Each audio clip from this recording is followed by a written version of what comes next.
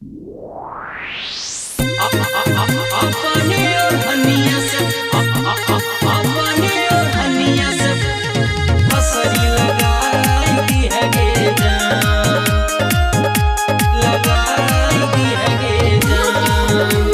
Recording by अपन Mithila recording studio. शादी के जब वही ससुरा बाबू सोना कहबै के करा, बाबू सोना कहबै के करा।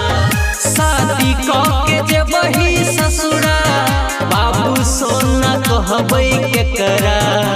किया के हम सोनमा अपने और हनिया से फसरी लगाई दी है गे जान। किया के हम सोनमा अपने और हनिया से फसरी लगाई दी है गे जान, लगाई दी है गे जान। अपने और हनिया से फसरी लगाई दी है गे जान, लगाई दी है गे जान। हमारा से दूर जब वही जान गे तू आज के रतिया, दिन रात आँखिया से भिजते गे हमर तकिया, भिजते गे हमर तकिया।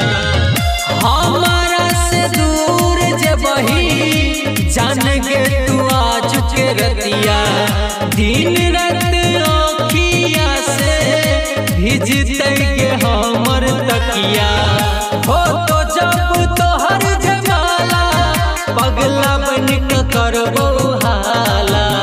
किया के हम सोनमा अपने और हनिया से फसरी लगाई दी है गे जान। किया के हम सोनमा अपने और हनिया से फसरी लगाई दी है गे जान, लगाई दी है गे जान। अपने और हनिया से फसरी लगाई दी है गे जान, लगाई दी है गे जान। डोली जैतो होते भोरवा जान तू गिरई है नेलोरवा। रंजे के छोड़का जब वही जान गे तू पियावा के घरवा, जान गे तू पियावा के घरवा। डोली जैतो होते भोरवा जान तू गिरई है नेलोरवा।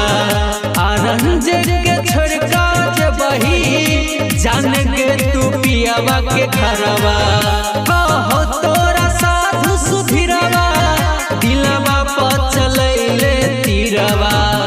किया के हम सोनमा अपने और हनिया से फसरी लगाई दी है गे जान। किया के हम सोनमा अपने और हनिया से फसरी लगाई दी है गे जान।